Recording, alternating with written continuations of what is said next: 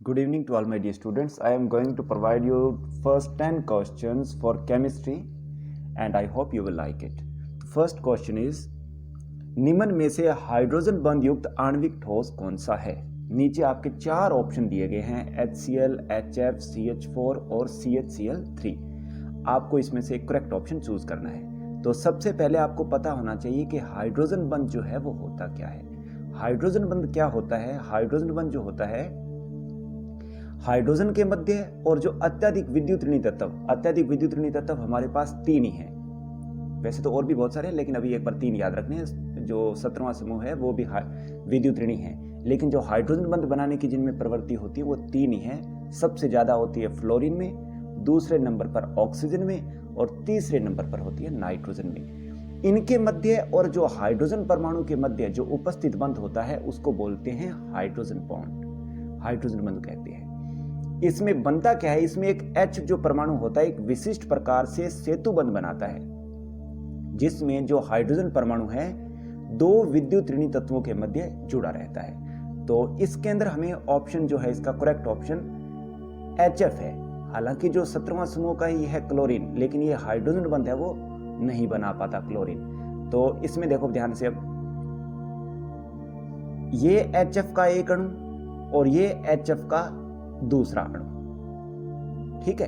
तो इसके अंदर जो हाइड्रोजन परमाणु है, कौन सा हाइड्रोजन परमाणु? ये हाइड्रोजन परमाणु। ये हाइड्रोजन परमाणु एक ब्रिज, एक सेतु का निर्माण करता है इन दो अणुओं के बीच में। कैसे? एक तो ये इसने इस फ्लोरीन के साथ बना रखा है जो बंध, उसको बोलेंगे हम हाइड्रोजन बॉन्ड, और जो इस फ्लोरीन के साथ बना रखा है ये तो इसका सहसंयोजी बंध है या जिसको, ठीक है।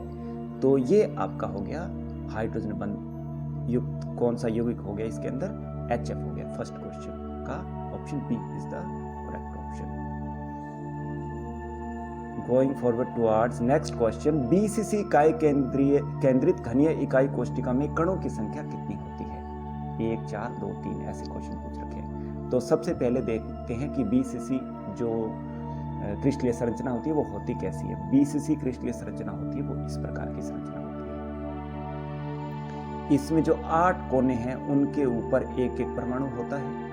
ये देखिए 8 कोनों पर एक एक परमाणु होता है, और जो इसके बीच में भी एक परमाणु होता है। तो इसको हम, इस संरचना को हम इस प्रकार दर्शा सकते हैं। इसके बीच में जो ये बिग बॉल सी आपको दिखाई दे रही है ये एक परमाणु हो गया, और कोनों पर ये कितने परमाणु हो गए? 8 परमाणु इसके टच कर रहे हैं। तो इसमें क्या होगा? जो कोनों पर परमाणु है वो पूरा परमाणु नहीं है, उसका 1/8वां भाग है। तो इसी प्रकार हमें इसको सॉल्व करना है।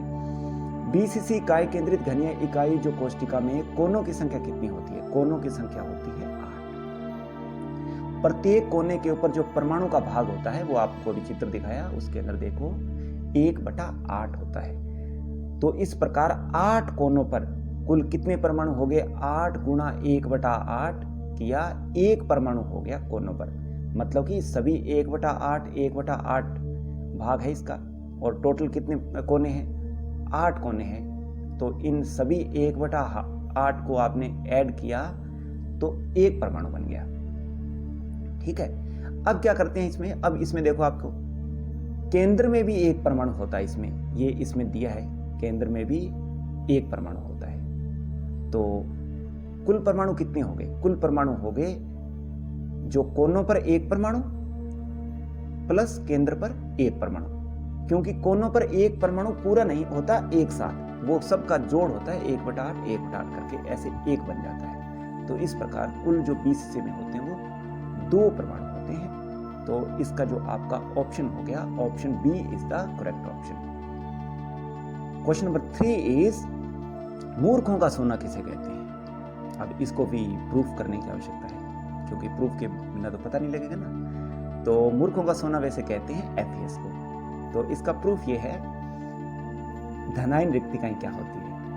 धनायन रिक्तिकाओं के आधार पर ये इसको प्रूफ कर सकते हैं। तो इस प्रकार की जो रिक्तिकाएं होती है में धनायन जो होता है वो अपने मूल स्थान जालक स्थल को छोड़ देता है, तथा ऋणात्मक आवेश को प्रत्युत संतुलित करने के लिए जो निकटवर्ती जो धनायन होता है उसके पास में एक एक्स्ट्रा आवेश आ जाता है, और इस प्रकार का जो दोष है वो किन के द्वारा प्रदर्शित होता है? परिवर्तनशील संयोजकताएं, मतलब जिनकी संयोजकताएं होती है वो चेंज होती रहती है। जैसे आयरन जो है ना, इस केस में आयरन करेगा, आयरन Fe+2 भी प्रदर्शित करता है और Fe+3 भी प्रदर्शित करता है। तो Fe2 से Fe3 चेंज हो जाती है, या फिर Fe3 से Fe2 भी चेंज हो जाती है।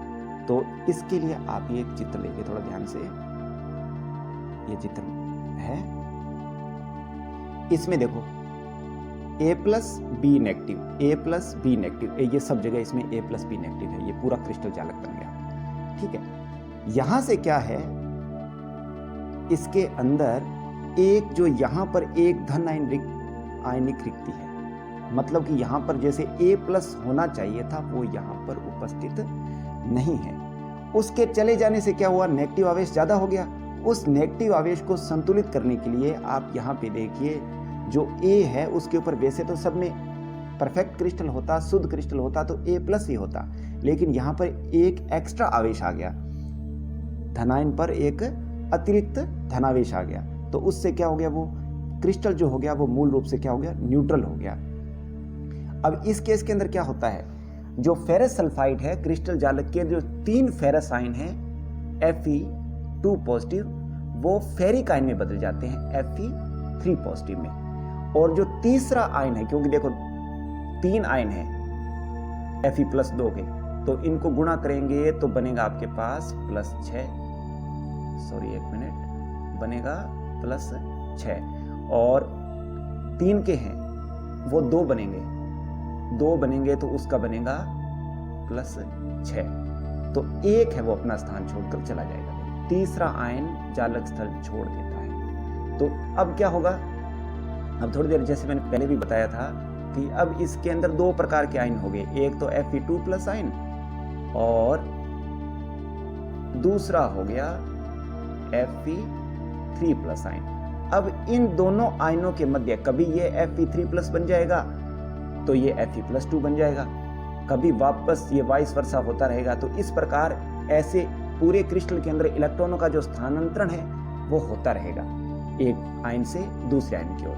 तो उससे क्या होता है, उससे एक धात्विक चमक उत्पन्न होती है, जो इस केस में संयोगवश सोने जैसी होती है। वास्तव में सोना होता है ना, ये इस प्रकार का है, ये देखो, ये गोल्ड नहीं है लेकिन इसकी चमक है बिल्कुल गोल्ड के जैसी है, इसलिए इसे मूर्खों का सोना कहते हैं।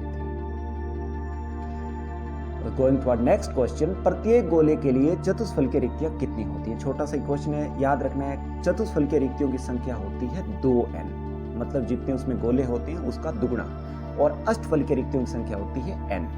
कुल रिक्तियों की संख्या इन दोनों को जोड़ दो 3n होती है। इसके अंदर केवल चतुष्फल की रिक्तियों की संख्या पूछा है, तो आपका option C is the correct option. Going toward next question, अर्धचालकों की चालकता ताप बढ़ाने पर क्या होती है? अर्धचालकों की चालकता जो सेमी मेटल्स हैं, जैसे सिलिकॉन है, जर्मेनियम है, ये फिजिक्स के अंदर भी हम करेंगे, उनकी जो अर्धचालकता है वो बढ़ जाती है। क्यों बढ़ जाती है? देखो, तापमान बढ़ाने पर इनके अंदर सहसंयोजी बंध होते हैं, वो टूट जाते हैं, जिससे क्या होता है, इलेक्ट्रॉन होल युग्म का निर्माण होता है, जो धारा प्रवाह करते हैं, इनको हम धारावाहक कहते हैं। तो इसके कारण जो इनकी चालकता वो बढ़ जाती है, धातुओं की चालकता वो कम हो जाती है।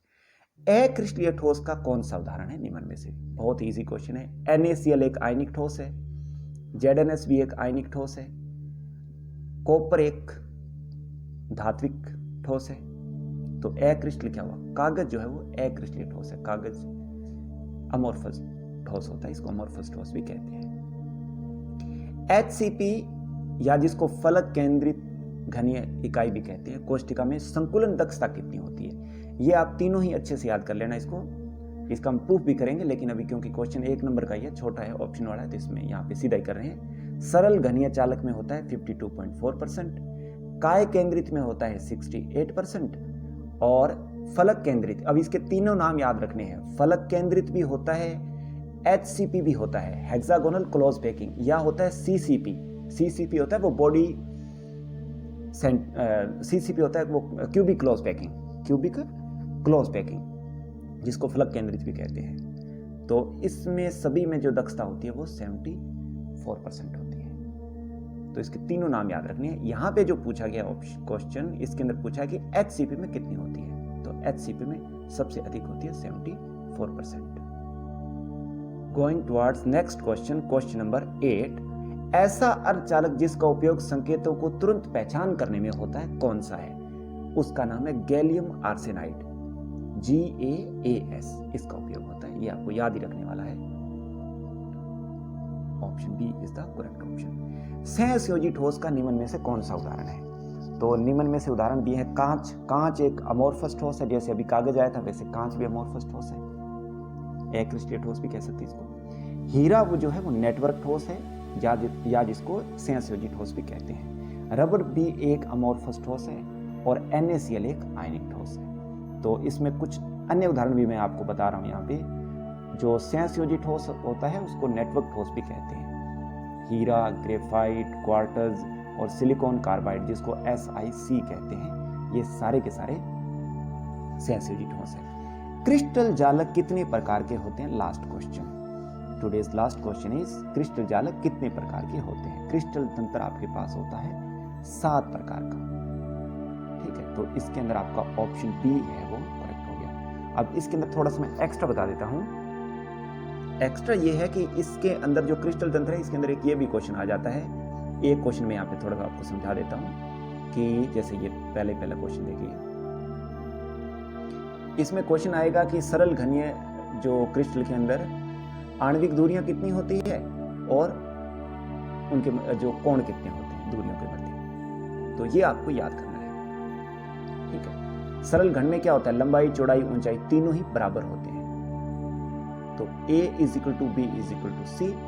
और साथ में क्या होते हैं? जो तीनों कोण है जो इस चित्र के अंदर मैंने बनाए हैं, अल्फा, बीटा और गामा, ये तीनों ही क्या होते हैं?